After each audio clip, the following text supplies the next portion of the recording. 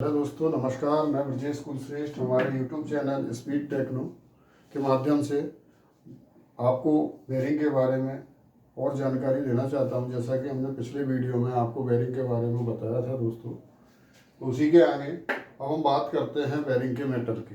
कि बेरिंग किन किन धातुओं के बनाए जाते हैं, बेरिंग के लिए किस मटेरियल का इस्तेमाल किया जाता है बेरिंग बनाने के लिए। तो हम बात करेंगे मटेरियल ऑफ बेरिंग, यानी बेरिंग के मेटल। तो दोस्तों, बेरिंग के जो मेटल है वो निर्भर करते हैं बेरिंग के टाइप्स के ऊपर, बेरिंग के यूज़ के ऊपर। जैसे यूज़ के अकॉर्डिंग हमने उसके दो टाइप्स बताए थे। एक वहाँ जहाँ घर्षण ज़्यादा होता है वहाँ घर्षण वाले बेरिंग इस्तेमाल किए जाते हैं। दूसरा दोस्तों, जहाँ घर्षण कम होता है वहाँ बिना घर्षण वाले बेरिंग इस्तेमाल किए जाते हैं। तो यूज़ के अकॉर्डिंग बेरिंग अलग अलग धातुओं के बनाए जाते हैं। जैसे कि फर्स्ट है हमारा घर्षण वाले बेरिंग। तो घर्षण वाले बेरिंग हमारे कौन से होते हैं, जैसा कि मैंने पिछली वीडियो में बताया था। अब हम उससे आगे की बात करेंगे कि घर्षण वाले बेरिंग किन किन मेटल के बने होते हैं, कौन सी धातुएं हैं जिनसे घर्षण वाले बेरिंग बनाए जाते हैं। तो दोस्तों, घर्षण वाले बेरिंग नरम धातुओं के बनाए जाते हैं। अब आपके दिमाग में एक बात जरूर आ रही होगी कि नरम धातु के ही क्यों, हार्ड धातु के क्यों नहीं बना सकते। तो दोस्तों, इस बेरिंग का नाम है घर्षण वाले बेरिंग। कहने का मतलब ऐसी जगह जहाँ घर्षण ज़्यादा उत्पन्न होता है वहाँ यूज किए जाने वाले बेरिंग। अब आप ये बताएं मुझे कि अगर हम घर्षण हो रहा वहाँ अगर हार्ड धातु से बने बेरिंग इस्तेमाल करेंगे तो वहाँ पहले से ही घर्षण है। अब दूसरा हमने हार्ड धातु और इस्तेमाल कर ली तो वहाँ घर्षण अत्यधिक हो जाएगा, तो ज़्यादा से ज़्यादा घर्षण होने लगेगा। जब ज़्यादा से ज़्यादा घर्षण होने लगेगा तो लुब्रिकेंट भी ज़्यादा से ज़्यादा यूज करना पड़ेगा। इसलिए उन सब बातों को ध्यान में रखते हुए घर्षण वाले बेरिंग नरम धातु के बनाए जाते हैं। वो भी इसलिए क्योंकि कम से कम घर्षण पैदा कर सके। घर्षण तो पैदा होगा लेकिन वो कम से कम होगा, क्योंकि नरम धातुओं में घर्षण कम होता है और हार्ड धातुओं में घर्षण ज़्यादा होता है। तो दोस्तों, घर्षण वाले बेरिंग नरम धातुओं के बनाए जाते हैं। वो धातु हैं कास्ट आयरन, वो धातु है पीतल, वो धातु है गन मेटल, ब्रोंज और फॉस्फोरस ब्रोंज। अब बात आती है कास्ट आयरन की ही क्यों। आप नरम धातु में और धातु भी इस्तेमाल कर सकते थे। तो दोस्तों, कास्ट आयरन का इसलिए कि कास्ट आयरन सस्ता लोहा, कास्ट आयरन जो लोहा है वो सस्ता पड़ता है, आसानी से उपलब्ध हो जाता है और वातावरण का भी इस पर कोई प्रभाव नहीं पड़ता और इसकी स्लाइडिंग सरफेस भी बहुत अच्छी मिलती है। दूसरा है दोस्तों पीतल के। तो जितने भी दो भागों में बेरिंग बने होते हैं, स्प्लिट बेरिंग या बुश बेरिंग, उनके बुश और स्प्लिट बेरिंग जो बनाए जाते हैं वो पीतल के बनाए जाते हैं। तो दोस्तों, फिर से वही बात आती है पीतल के ही क्यों। तो पीतल के इसलिए दोस्तों कि पीतल पर भी वातावरण का कोई प्रभाव नहीं पड़ता। वही कैटेगरी हमारी घन मेटल की है। दोस्तों, पीतल जो है वो तांबे जस्ते का मिश्रण होता है, घन मेटल तांबा जस्ता टिन का मिश्रण होता है। कहने वाला पीतल का ही दूसरा स्वरूप है। अंतर सिर्फ इतना है कि इसमें हम टिन को मिला देते हैं। तो ये घन मेटल, चौथा ब्रोंज, पांचवा फॉस्फोरस ब्रोंज। तो बोलते हैं तांबा जस्ता मिलकर पीतल बनता है, तांबा और टिन मिलकर बनता है कांसा। तो हम पीतल के बेरिंग बनाते हैं, घन मेटल के बेरिंग बनाते हैं, ब्रोंज के बेरिंग बनाते हैं। और ब्रोंज में अगर फॉस्फोरस की मात्रा मिला दी जाए तो दोस्तों अगला बेरिंग फॉस्फोरस ब्रोंज का बनता है। ये सारी धातु हमारी नरम धातु होती हैं। ये वो धातु हैं जिन पर मौसम का, वातावरण का कोई प्रभाव नहीं पड़ता और नरम होने के कारण यह टेम्परेचर भी कम उत्पन्न होता है। दूसरा है दोस्तों बिना घर्षण वाले बेरिंग। बिना घर्षण वाले बेरिंग किसे कहते हैं। तो बिना घर्षण वाले बेरिंग, जैसे मैंने पिछले वीडियो में बताया था कि बिना घर्षण वाले बेरिंग में जो संपर्क एरिया है, हमारी शाफ्ट और बेरिंग के बीच जो संपर्क एरिया है, उसमें जो काम करने वाले तत्व हैं वो हैं बॉल और रोलर।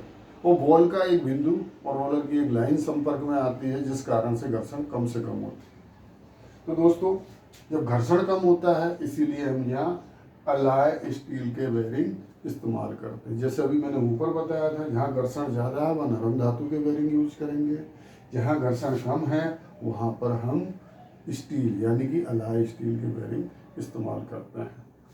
तो दोस्तों, बिना घर्षण वाले बेरिंग क्रोमियम स्टील के बनाए जाते हैं। अगर क्रोमियम को और सुधारा जाए तो स्टेबलाइज क्रोमियम स्टील के बनाए जाते हैं और स्टेनलेस स्टील के भी बनाए जाते हैं। तो दोस्तों जब भी आपसे पूछा जाता है कि बिना घर्षण वाले बेरिंग किस धातु के बने होते हैं, तो फर्स्ट आंसर होता है हमारा क्रोमियम स्टील, दूसरा स्टेबलाइज क्रोमियम स्टील और तीसरा स्टेनलेस स्टील।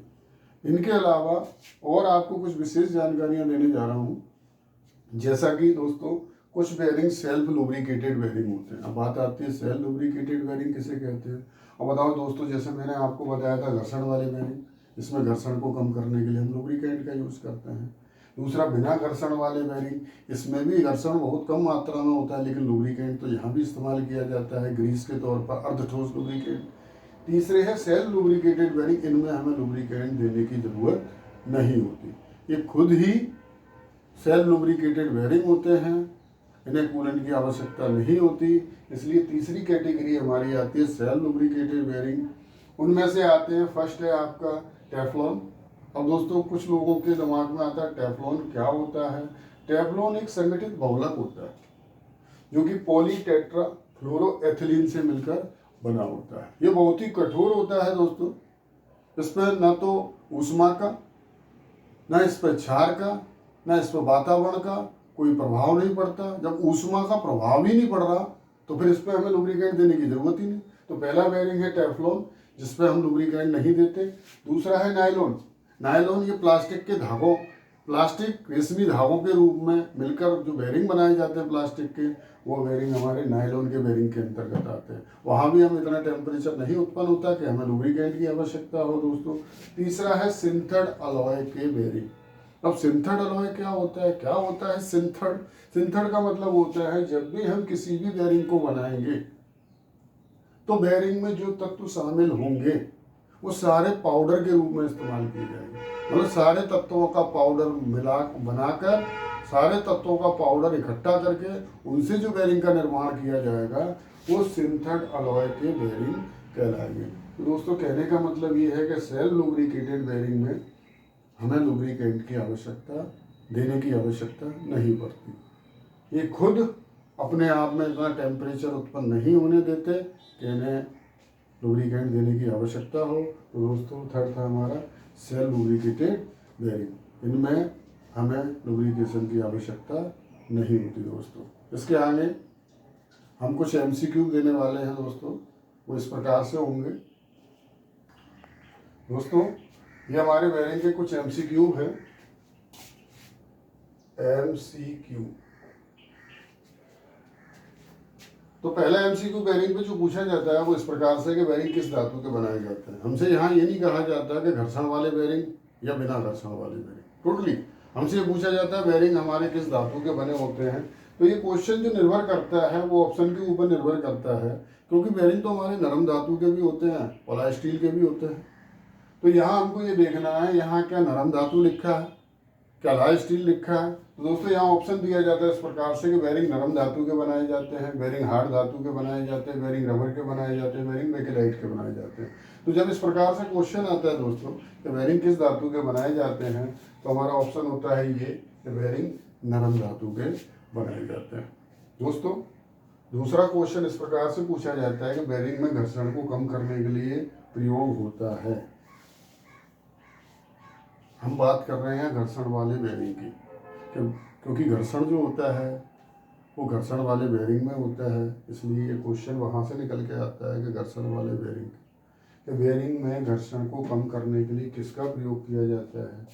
क्या दोस्तों बेरिंग में घर्षण को कम करने के लिए शीतक या कूलेंट का प्रयोग किया जाता है। दोस्तों क्या बेरिंग में घर्षण को कम करने के लिए लुब्रिकेंट का प्रयोग किया जाता है।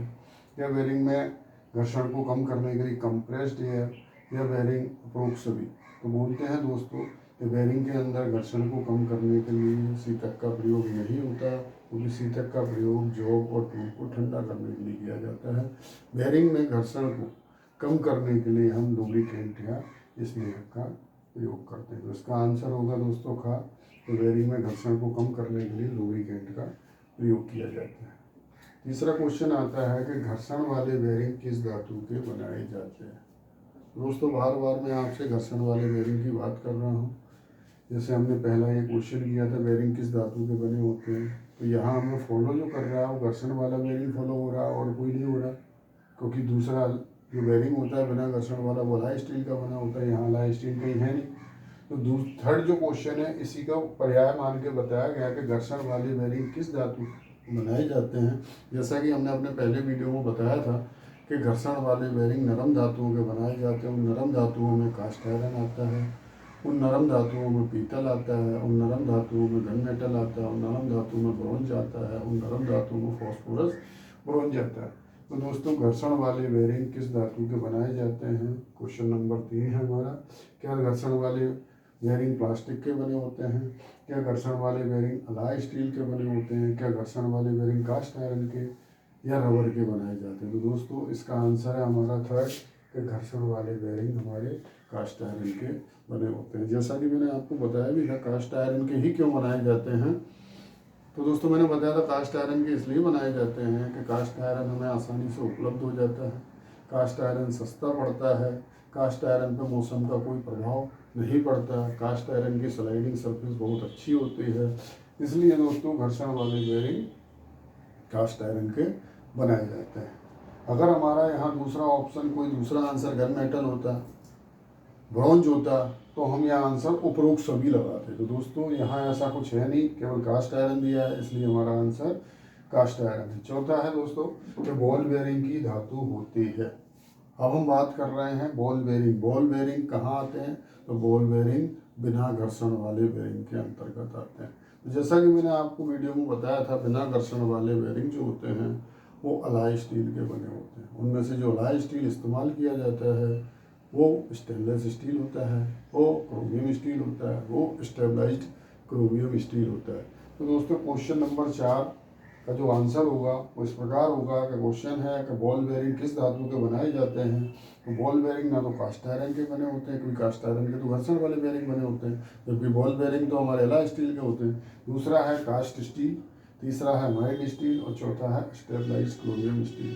दोस्तों इसका जवाब होगा हमारा ऑप्शन नंबर का स्टेबलाइज्ड क्रोमियम स्टील। तो हमारे जो बॉल बेरिंग है वो स्टेबलाइज्ड क्रोमियम स्टील के बनाए जाते हैं। तो दोस्तों एक बार फिर आप सभी को अगर मेरा ये वीडियो पसंद आया हो, हमारे चैप्टर में बेरिंग की जानकारी आपको अच्छी लगी हो दोस्तों, तो आप कमेंट ज़रूर करें, जिससे हम आपको आपके कमेंट्सों का जवाब दे सकें, अच्छे जवाब दें, आपको संतुष्ट कर सकें। तो दोस्तों ये हमारे बेरिंग के कुछ MCQ थे।